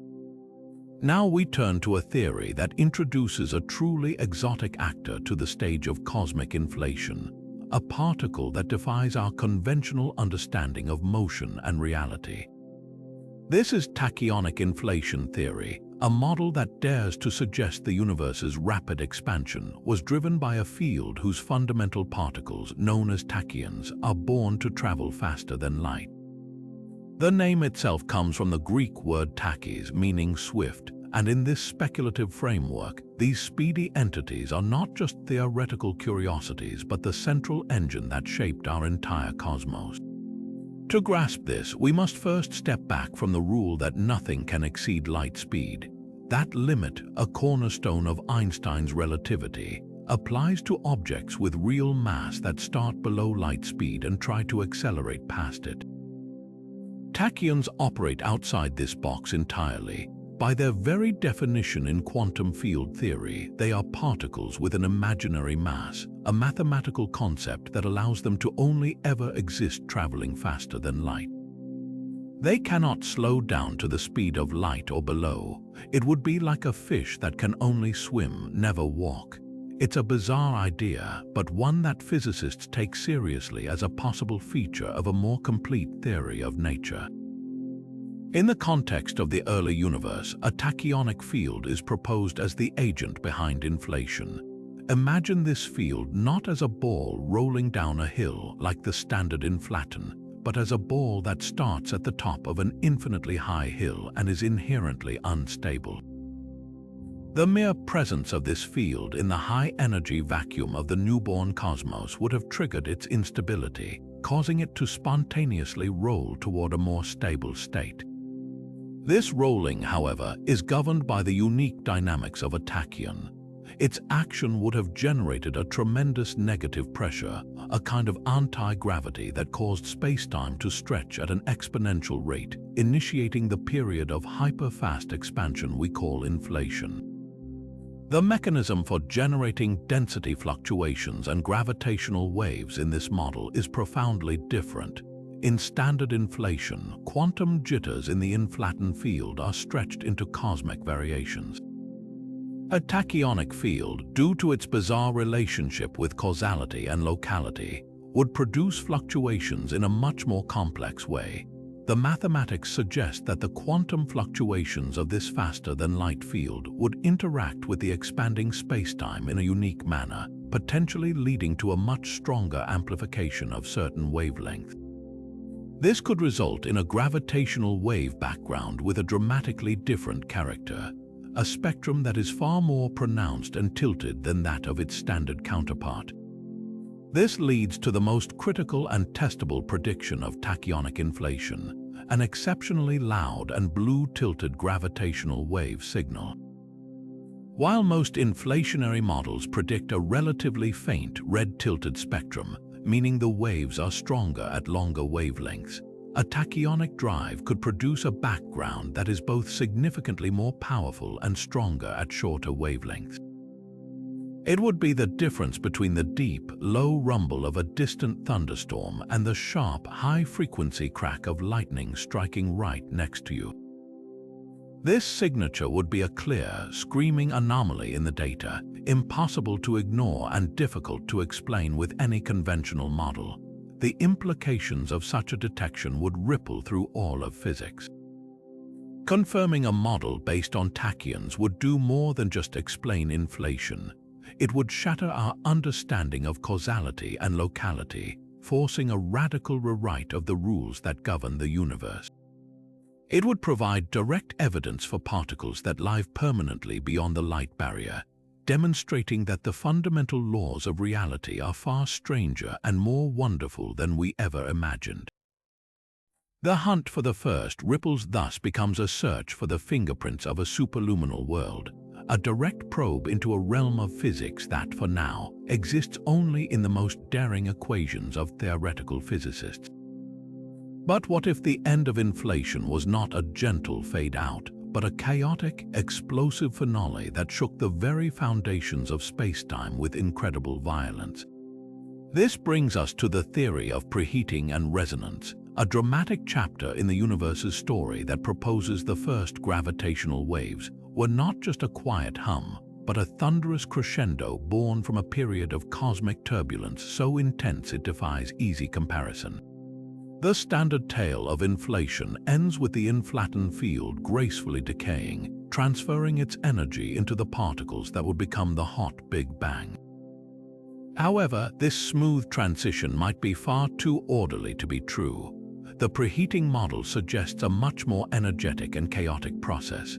Imagine the inflaton field not as a ball rolling smoothly down a hill, but as one that has reached the bottom and begun to oscillate rapidly around its new minimum, like a weight on a spring that has been pulled and released. As it oscillates, it doesn't just quietly decay. Instead, it interacts with other quantum fields that are also present, and under the right conditions, it can drive these fields into a state of explosive, runaway amplification through a phenomenon known as parametric resonance. Think of it like a child on a swing. A small, carefully timed push on each swing cycle doesn't just keep the swing going, it adds energy, causing the swing to go higher and higher with each pass. The oscillating inflaton field acts as that perfect, rhythmic push for other particle fields. This process doesn't just create particles, it does so in an incredibly efficient and violent burst. Vast regions of the universe would have undergone a sudden, exponential production of particles, a cosmic chain reaction where the energy of the inflatoned field was dumped into the creation of matter in a fantastically short span of time. This isn't a gentle warming of the universe, it's a flash fire, a period of preheating that brought the cold, empty universe left by inflation to a searing temperature almost instantaneously. The space-filling fields involved in this process would have been wildly inhomogeneous, with some regions resonating fiercely and others more quietly, creating a turbulent, frothing mess of energy density. It is from this spectacular turbulence that a powerful and unique gravitational wave signal emerges. The violent, explosive transfer of energy and the resulting inhomogeneities would have acted like a million hammers striking the fabric of space-time simultaneously. These are not the linear waves of slow, steady expansion, but the non-linear, chaotic ripples born from raw, untamed cosmic chaos. The resulting gravitational waves would be significantly stronger and have a much higher amplitude than those from the inflationary period itself. They would form a distinct stochastic background, a cacophony of spacetime ripples superimposed on the quieter inflationary hum, with a spectrum that is sharply peaked at specific frequencies determined by the energy scale of the resonance. Sophisticated computer simulations of this preheating phase reveal its incredible dynamics. They show the formation of complex, interacting structures like oscillons, long-lived, localized blobs of oscillating field energy, and the development of sharp gradients in the energy density as different resonance bands act across space. These simulations are crucial because they allow us to calculate the precise spectrum of gravitational waves this process would produce, giving astronomers a specific, detailed template of what to listen for. The signature is a chorus of waves, not a single tone, with a shape and intensity that could not be easily mistaken for the predictions of simpler inflationary models. The hunt for this signal is a direct test of how our universe transitioned from a cold, empty state to a hot, dense one. If future gravitational wave observatories, particularly those designed for lower frequencies like the space-based LISA mission, were to detect a background with this specific peaked spectral shape, it would be powerful evidence that the birth of our cosmic epoch was not a quiet affair. It would point to a fiery, resonant preheating that filled the void with matter and simultaneously rang the universe like a bell, leaving behind an echo of its explosive beginning for us to hear billions of years later. Now let's journey to a theory that redefines the very beginning, proposing that our universe did not emerge from a point of infinite density but from a grand rebound. This is loop quantum gravity, a framework that dares to solve the problem of the Big Bang singularity by weaving the fabric of spacetime from tiny, finite loops of gravity itself. In this view, the cosmos is not a smooth continuum but a dynamic network of these interconnected loops, a spin foam where space itself is quantized. This pixelation of reality at the smallest possible scale, the Planck length, provides a natural barrier that prevents the infinite densities predicted by classical physics, offering a profound and elegant escape from the singularity that has long perplexed cosmologists. This leads to a breathtaking alternative to the Big Bang, the Big Bounce. Instead of a definitive beginning from nothing, loop quantum gravity suggests our expanding universe was preceded by a contracting phase, a great cosmic collapse of a previous universe. As that earlier cosmos contracted under its own gravity, it didn't crush itself into an infinitely dense point. Instead, the repulsive force generated by the quantum geometry of the loops kicked in at the highest possible densities, causing the collapse to reverse into the expansion we observe today. This transition from contraction to expansion is the quantum bounce, a monumental event that would have shaken the very foundations of existence. It is this bounce, a seismic shift in the state of the entire cosmos, that is predicted to be a tremendous source of primordial gravitational waves. The violent dynamics of the bounce, the sudden reversal from implosion to explosion, would have sent powerful ripples propagating through the newborn, expanding universe. These waves would carry with them a unique and specific signature, a fossilized imprint of the quantum gravitational forces that dominated that pivotal moment. Detecting this signal would be like listening to the echo of the universe taking its first breath after a near-death experience, a direct recording of its quantum rebirth. The character of these waves would fundamentally challenge the predictions of classical inflationary cosmology. While inflation generates a nearly scale invariant spectrum of waves, the bounce scenario in loop quantum gravity can produce a very different outcome. The spectrum might exhibit a pronounced tilt or specific features that reflect the underlying quantum geometry. For instance, the waves could be significantly amplified at certain frequencies related to the scale of the bounce itself, creating a distinct peak in the gravitational wave background that would stand out against the smoother inflationary prediction. This gives astronomers a clear, testable target, a specific hum in the data that would point directly to a quantum origin. This theory does more than just replace one starting point with another. It fundamentally reshapes our understanding of time and causality.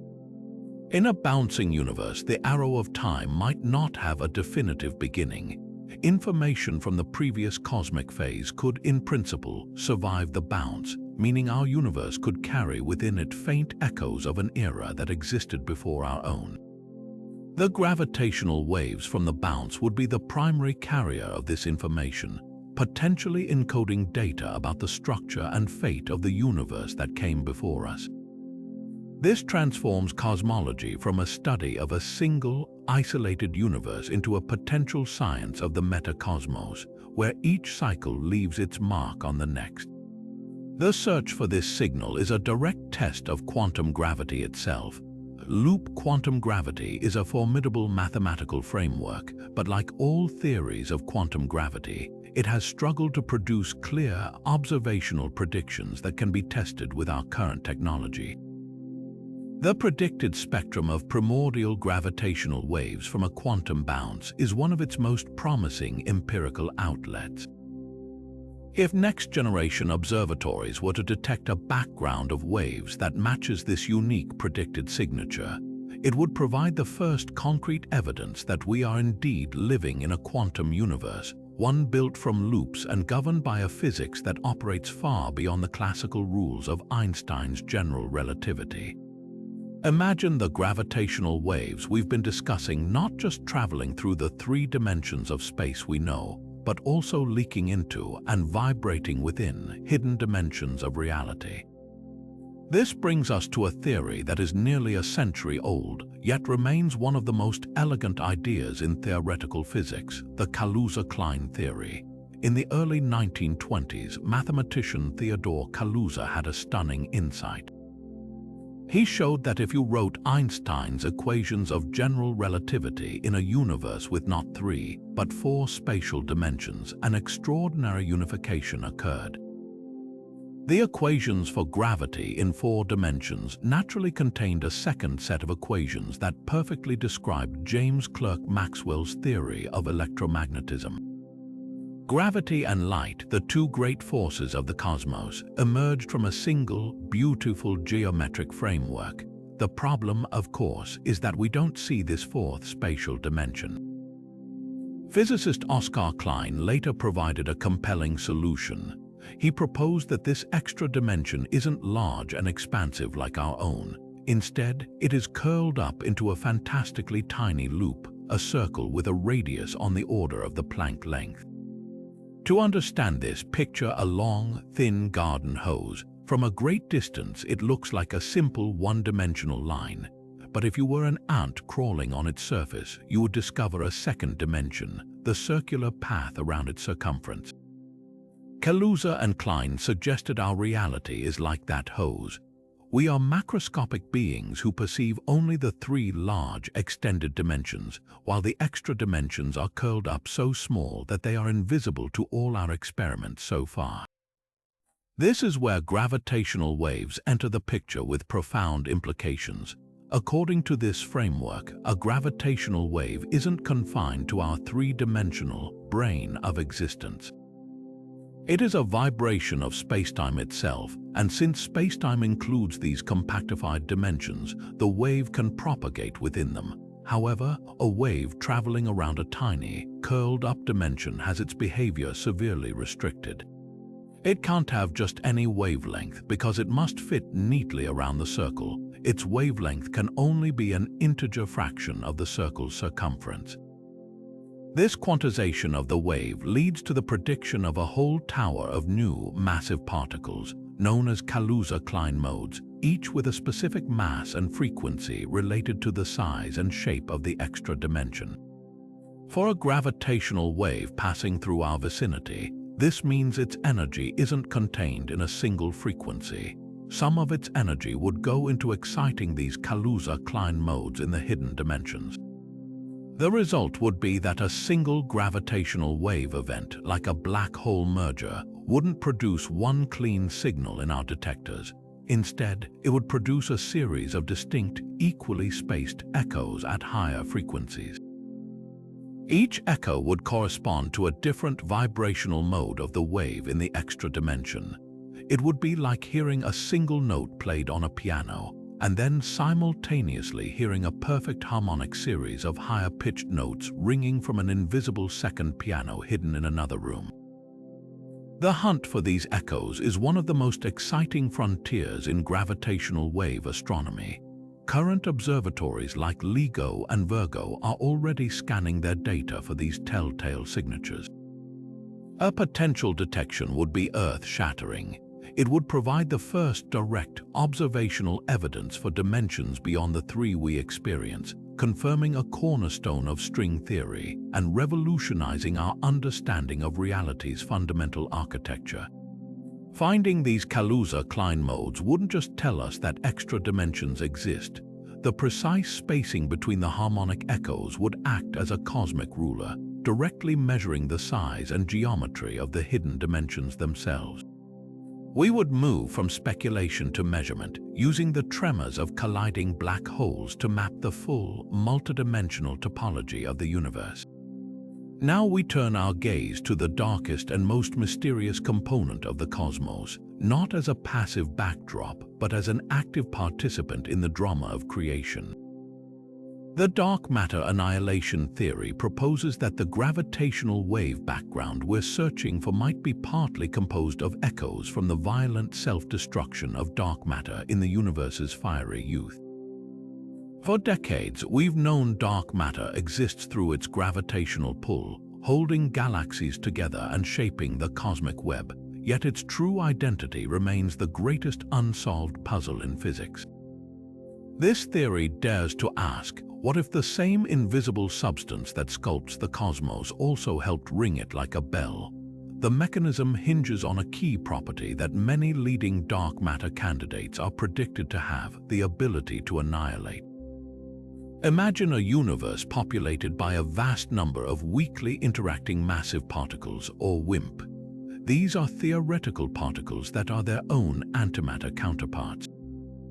When two such particles collide with enough energy, they wouldn't just bounce off each other, they would completely annihilate, converting their entire mass into pure energy according to Einstein's famous equation, typically in the form of a burst of standard model particles like quarks and leptons.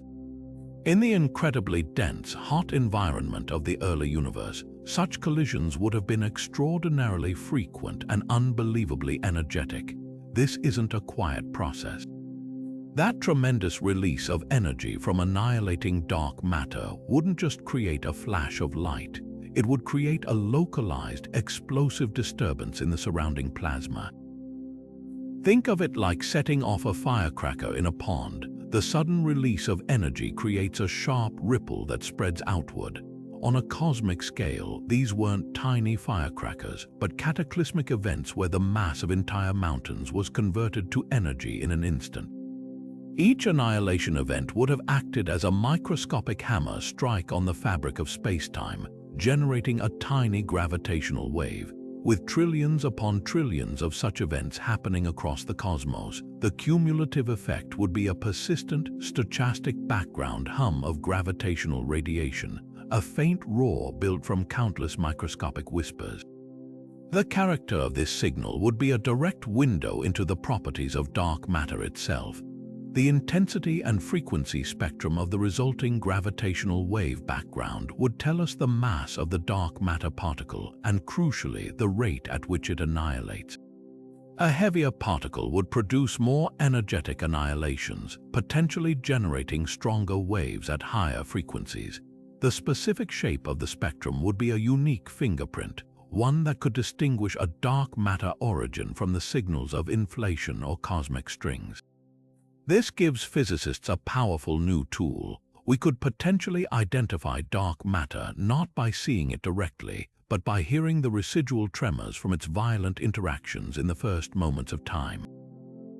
This creates a fascinating synergy with other detection methods. Experiments deep underground like Lux Zeppelin and Xeno NNT are trying to catch the extremely rare recoil when a dark matter particle bumps into a nucleus. Telescopes like the Fermi Gamma-Ray Space Telescope are scanning the sky for the telltale gamma-ray photons that would be the direct signature of annihilation happening in our galactic halo today. The search for gravitational waves from early universe annihilation offers a third, completely independent avenue. A detection would not only confirm that dark matter annihilates, but it would tell us about its behavior under conditions of density and temperature that we could never hope to recreate in a lab, providing a snapshot of its properties from a time when the entire universe was a much more violent and active place. The implications stretch even further. If dark matter is indeed annihilating, it would have played a significant role in reheating the universe after inflation, helping to create the hot soup of particles that led to everything we see. The gravitational waves from this process would therefore be intertwined with the story of how matter itself came to be. Listening for this specific hum is like tuning into the frequency of the universe's hidden architect, a force that has shaped everything from the largest clusters of galaxies to the first faint tremors in spacetime, finally revealing its presence not through its gravity, but through the echoes of its own fiery self-destruction. But perhaps the most profound whisper of all would come from the very end of a tiny black hole's life. Hawking's calculations show that as a black hole evaporates, it doesn't just quietly shrink away. In its final moments, when its mass becomes incredibly small, it is theorized to vanish in a spectacular burst of energy, a final flash of particles and radiation. Some physicists suggest this ultimate quantum explosion could also release a potent, final pulse of gravitational waves, a distinct high-frequency pop in the fabric of spacetime. For a primordial black hole with an initial mass of around 1 billion tons, this dramatic end would be happening right now all across the universe. Detecting such a signal would be like hearing the last dying breath of a cosmic giant from the dawn of time, a direct probe into the quantum nature of gravity itself. This connects to one of the biggest puzzles in modern physics, the information paradox. Hawking's original work suggested that all the information about what fell into a black hole is lost forever when it evaporates, which violates a fundamental tenet of quantum mechanics. The potential gravitational wave signal from evaporation could hold the key to solving this. The specific character of that final burst, its frequency, amplitude, and polarization, might encode information about the black hole's history and what it consumed, acting as a cosmic message in a bottle that reveals how information can escape a black hole's clutches. Listening for these faint pops could therefore provide our first experimental data on how to reconcile Einstein's theory of gravity with the quantum world, a step toward the long-sought theory of quantum gravity. The hunt for these signals is a multi-pronged effort that spans the entire spectrum of gravitational wave astronomy. The high-frequency pop of a final evaporation event would likely require entirely new types of detectors, perhaps using advanced laser interferometry or even more exotic quantum sensing technologies. Meanwhile, the cumulative background hum from countless mergers and evaporations throughout cosmic history is a target for existing observatories. By carefully analyzing the persistent stochastic noise in detectors like LIGO and Virgo, and especially in the future space-based LISA observatory, astronomers hope to pick out this specific chorus from the universe's first second from beneath the louder signals of more recent black hole collisions. Finding it would do more than just confirm a 40-year-old theory. It would open a window into a population of objects we cannot see, illuminating the darkest and most mysterious chapter of our cosmic story. Now we encounter a theory that dares to ask if the fabric of spacetime itself might possess a kind of cosmic handedness, a fundamental preference for left over right or right over left woven into the laws of gravity. This is Chern-Simons gravity, a modification to Einstein's general relativity that introduces a new term into the equations, one that breaks a deep and cherished symmetry of the universe known as parity. In our everyday world, parity symmetry means the laws of physics work the same way if you view a system in a mirror. A left-handed glove becomes a right-handed glove, but the rules governing them don't change. For gravity, this has always been assumed to be true. Chern-Simons gravity challenges that, proposing that gravity itself might actually tell the difference between left and right.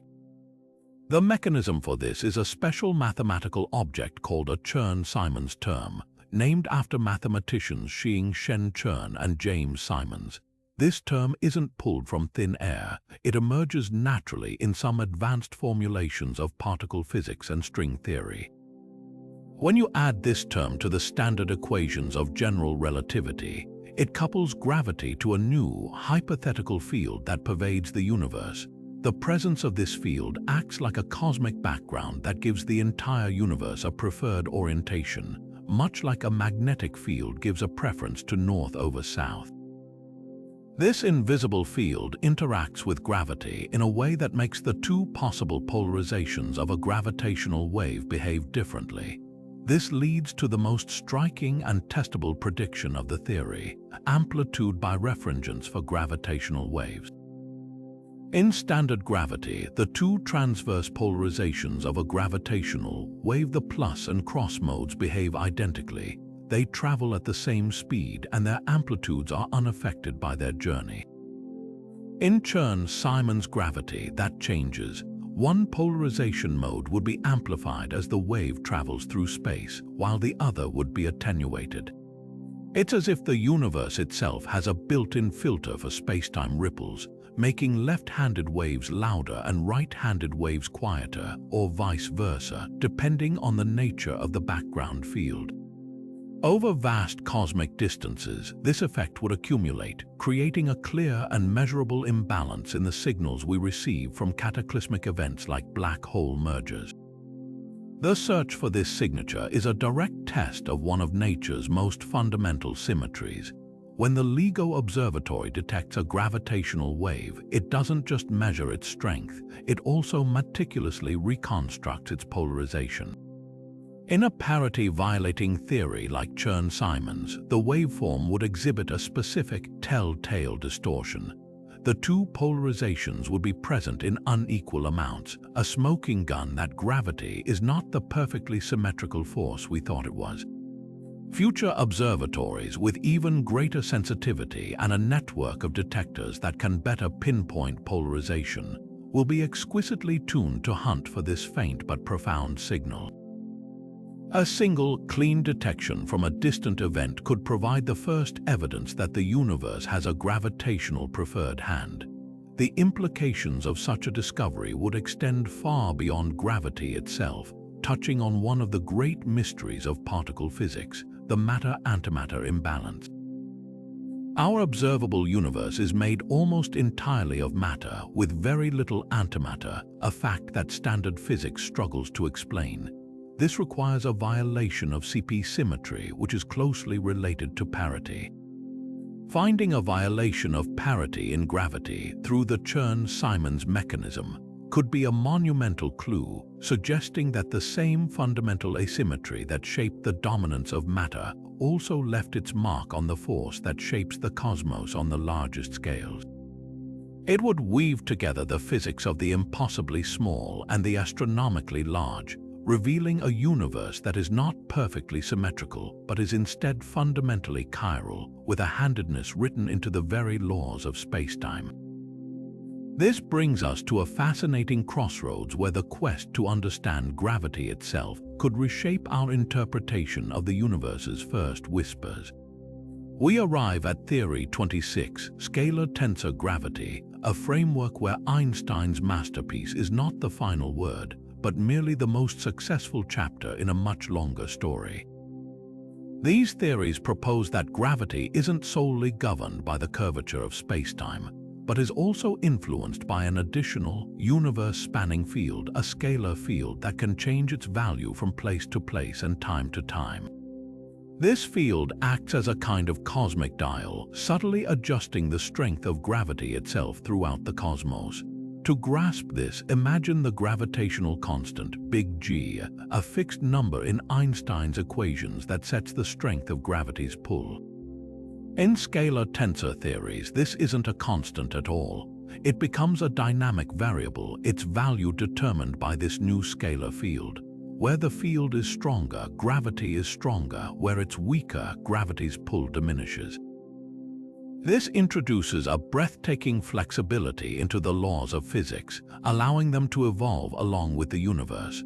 The rapid changes in this field, especially in the incredibly dense early universe, would have been a potent source of spacetime ripples, generating a primordial gravitational wave background with a character distinct from anything predicted by standard inflation. The production mechanism for these waves is tied directly to the behavior of this new field. In the hot, dense plasma of the first moments, the scalar field would have been undergoing dramatic oscillations as it sought its lowest energy state. Every oscillation, every shift in its value would have shaken the fabric of spacetime, much like a loudspeaker cone vibrates to produce sound waves. These scalar waves would have been efficiently converted into gravitational waves, creating a background that could be significantly louder or have a different spectral shape than the one we expect from pure inflation. This means the first ripples could carry a direct imprint of this gravitational partner, a field we never knew existed. Our most powerful evidence for or against this idea doesn't just come from the ancient cosmos, but from precise observations within our own galactic neighborhood. The relentless clocks of the universe binary pulsars have become our most stringent test. These systems consist of two ultra-dense neutron stars orbiting each other, and their orbital energy slowly drains away as it is carried off by gravitational waves. By tracking their exquisite timing for decades, astronomers can measure the rate of this energy loss with incredible accuracy. Any departure from the rate predicted by general relativity would be a smoking gun for new physics, like a scalar field adding an extra channel for energy loss. The data from these binary pulsar systems has spoken, and it has largely ruled out the simplest versions of these scalar tensor theories. The orbital decay observed matches the predictions of pure general relativity with astonishing precision, placing tight constraints on how much a scalar field can couple to matter and contribute to gravitational wave emission. This doesn't kill the idea, but it forces it into a corner. Viable scalar tensor theories today must be designed to hide their effects in the relatively weak gravitational fields of today's universe, only revealing their full nature in the extreme environments of the cosmic dawn or in the intense gravity near black holes. This is where the early universe becomes the ultimate laboratory. While a scalar field might be shackled and silent today, it could have been wild and free during inflation and the Big Bang. The constraints from binary pulsars tell us how the field must behave now, but they leave the door wide open for dramatic activity in the past. This makes the hunt for primordial gravitational waves a direct test for these hidden chapters of gravitational history. If we detect a background that has a specific amplitude or tilt that doesn't match standard inflation, It could be the clue we need to point toward a scalar tensor origin, revealing that gravity itself has evolved over the 14-billion-year life of the cosmos, and that its first tremors were the sound of it finding its voice. Now let's shift our focus to a sea of particles so abundant that trillions pass through your body every second, yet they remain almost entirely invisible. This is the realm of neutrinos, and their story in the early universe might hold the key to another source of the first ripples. The neutrino-driven gravitational waves theory proposes that these ghostly particles, through their sheer numbers and subtle interactions, could have collectively shaken spacetime, leaving a faint but distinct imprint in the gravitational wave background. To understand how, we need to appreciate the scale of the neutrino population in the cosmos's first second. For a brief period, neutrinos were the second most abundant particle in the universe, outnumbered only by photons of light. They were not the solitary, barely interacting ghosts we know today. They were trapped in a dense, hot soup of matter and radiation, constantly colliding and interacting with electrons, positrons, and other particles. This constant jostling meant they exerted a significant pressure on their surroundings, much like the particles in a gas push against the walls of their container. But this wasn't a perfectly uniform gas. Tiny, random fluctuations in density and temperature, the same ones that seeded all galaxies, meant this neutrino fluid had slight variations in its pressure from one region to the next. It is these pressure differences, known as anisotropic stress, that are the key to the mechanism. Imagine a perfectly calm, flat pond. If you were to press down on the water's surface with the flat of your hand evenly, you wouldn't create any waves. But if you press down harder with your fingertips in some spots and less in others, you create a disturbance that radiates outward as ripples. In the early universe, the neutrino fluid acted like that uneven hand. Regions of slightly higher density had a bit more pressure, while less dense regions had less. This uneven pressure distribution acted directly on the fabric of spacetime, literally pushing and pulling on it. These pushes and pulls were not strong individually, but with a vast sea of neutrinos all doing this simultaneously across the entire cosmos. The cumulative effect could have been enough to generate a persistent background of gravitational waves. The unique character of this signal is tied directly to the moment neutrinos decoupled from the cosmic plasma. As the universe expanded and cooled, it eventually reached a point where it became too sparse for neutrinos to frequently interact with other matter.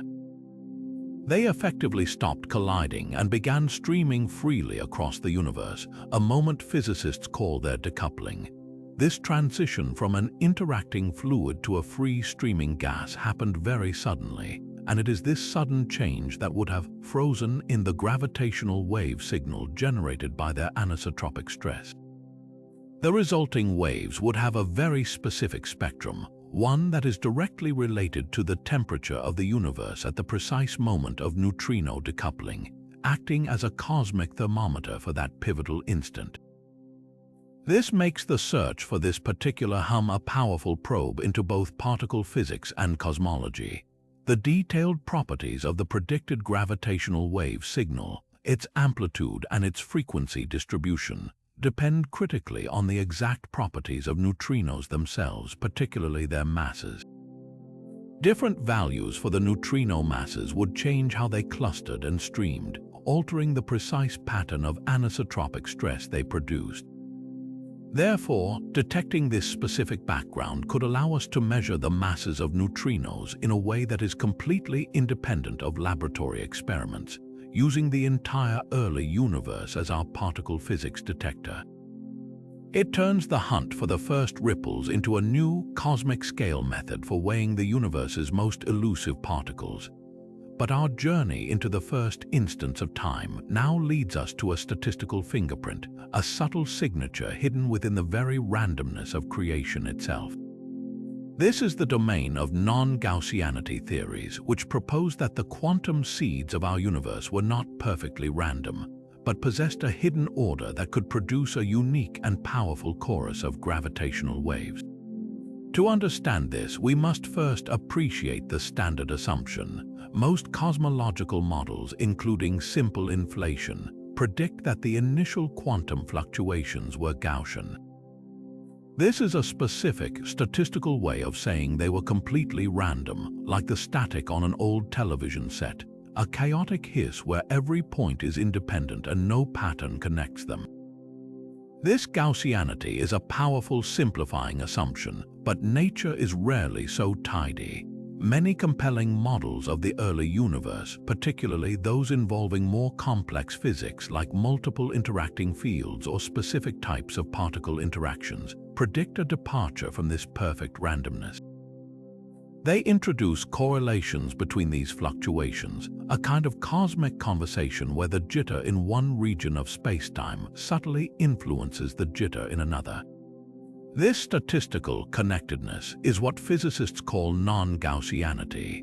It's the difference between the sound of pure white noise and the richer, more complex sound of a symphony, where notes are arranged in meaningful, correlated patterns that create chords and melodies.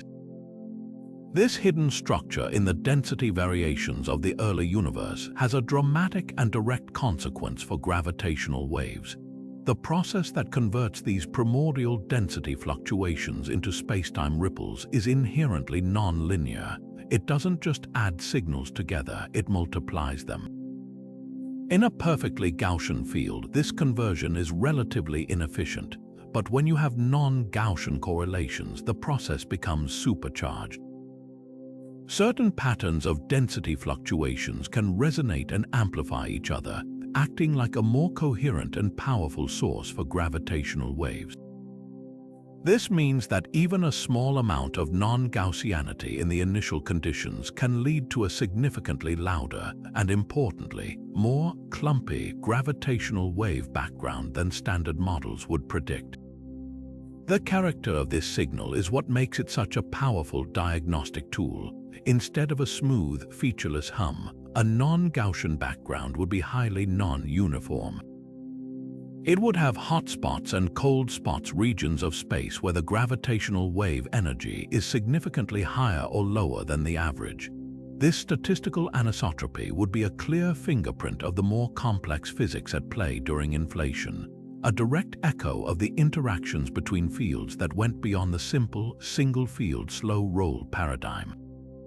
Detecting this clumpiness would immediately rule out a vast swath of simpler models and point us toward a more intricate and fascinating origin story. The hunt for this signature is a formidable challenge that requires a completely different observational approach. You cannot detect it by looking at a single, loud event like a black hole merger.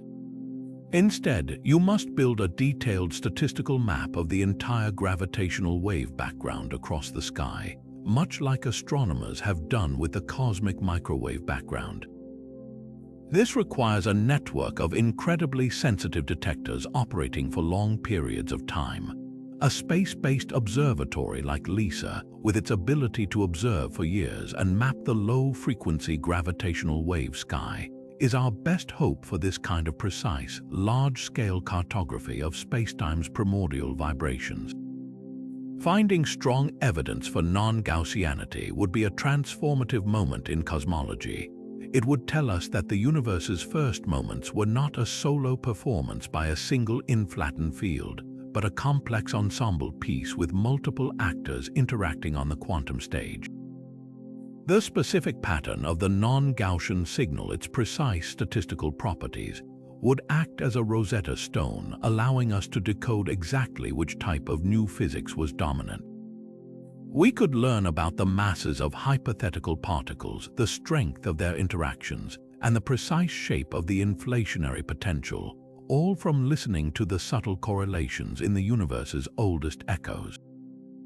But inflation's grand finale may have been far more dramatic than a graceful fade-out.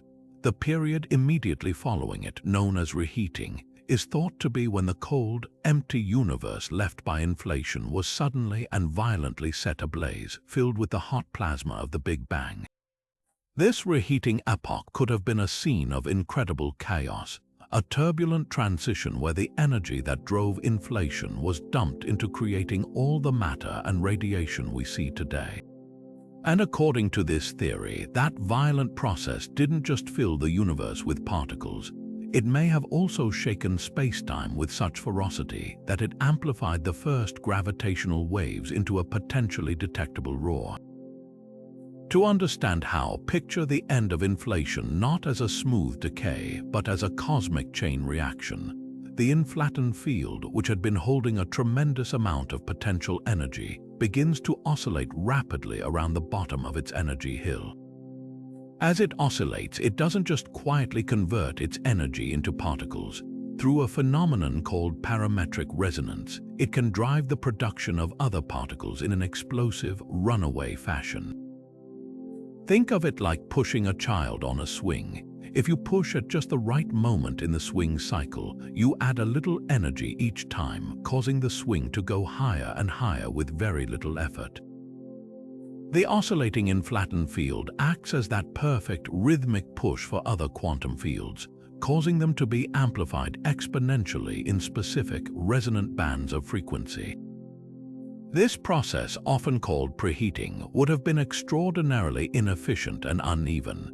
Vast regions of the universe would have undergone this explosive particle production at slightly different times and with different intensities, creating a tumultuous, frothing mess of wildly varying energy densities. It's within this incredible turbulence that gravitational waves find a powerful new source. Every sharp gradient in energy density, every collapsing region of high pressure, every collision between bubbles of different phases acts like a hammer striking the fabric of space-time. The resulting waves would not be the steady, smooth hum from inflation's quantum jitters, but a much louder, more chaotic chorus of ripples born from raw, untamed cosmic violence. The character of this signal would be a direct echo of that resonant frenzy. Computer simulations of these preheating models show the formation of complex, interacting structures like oscillons, localized, long-lived blobs of oscillating field energy, and the development of sharp features in the energy distribution. These simulations are crucial because they allow physicists to calculate the precise spectrum of gravitational waves this turbulent phase would produce. Unlike the nearly featureless spectrum from simple inflation, the waves from preheating would have a very distinct peaked shape, concentrated around specific frequencies that correspond to the resonant bands and the size of the structures formed during this explosive period. This gives astronomers a very specific and exciting template to search for. The future space-based LISA observatory, designed to listen to low-frequency gravitational waves, is perfectly suited to hunt for this kind of peaked stochastic background. A detection that matches the predicted spectrum from preheating simulations would be monumental. It would provide our first direct evidence for how the universe transitioned from a cold, empty state to a hot, dense one, revealing that the birth of our cosmic epoch was not a quiet affair but a period of resonant, explosive turbulence that literally rang the universe like a bell, leaving behind an echo of its fiery beginning for us to hear billions of years later. However, to truly push our understanding to the absolute limit, we must venture into a realm where the very concepts of space and time are thought to break down completely. This brings us to our final and perhaps most profound theory, the trans-Planckian problem. This isn't a single, neat model, but rather a deep and unsettling puzzle that lies at the heart of our entire inflationary paradigm. It asks a simple yet devastating question. If inflation stretches a subatomic speck of space-time into an entire universe, then the enormous gravitational waves we've been searching for, with wavelengths as large as the cosmos itself, must have originated as quantum fluctuations on a scale trillions of times smaller than a proton.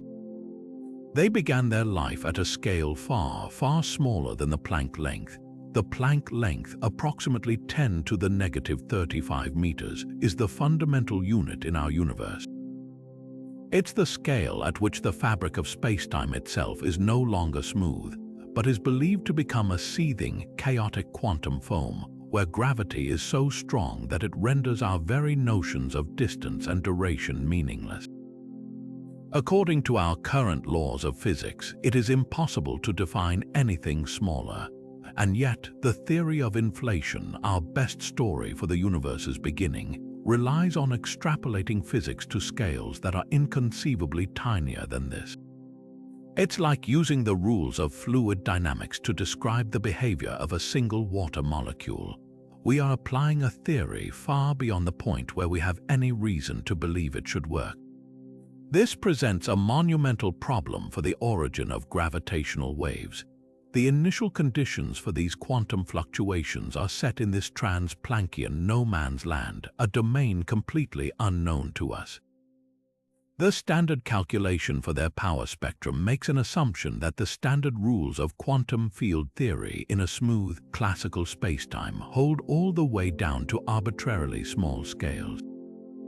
But if the physics at the Planck scale is radically different, as we strongly suspect it must be, then this assumption is fundamentally flawed.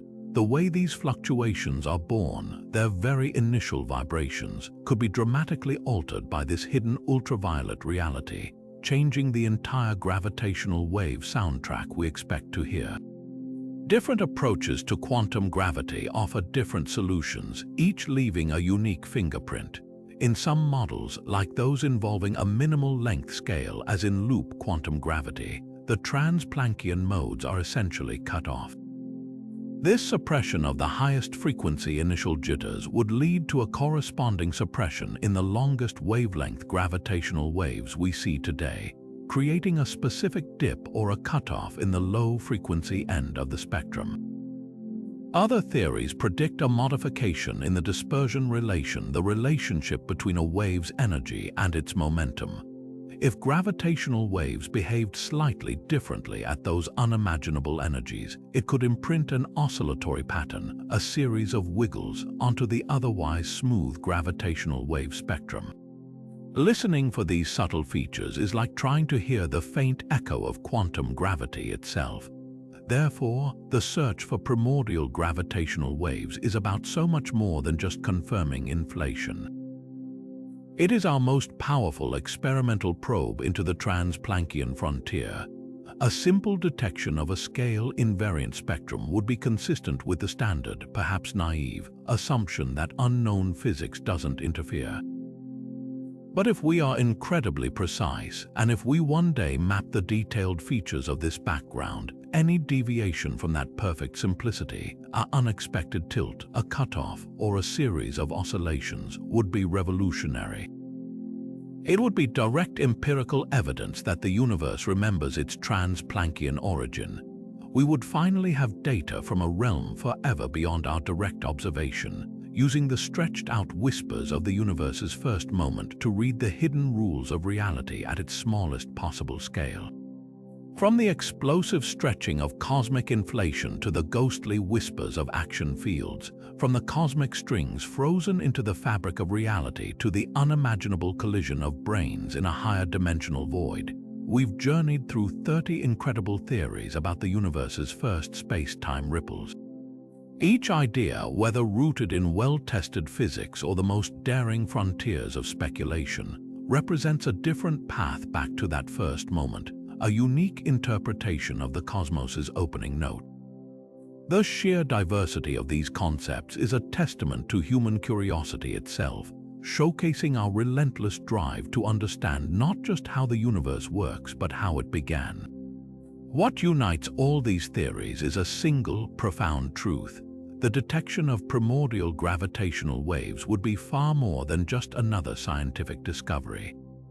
It would be a direct line to the birth of everything, a way to finally test our grandest cosmological stories against the unvarnished data of reality.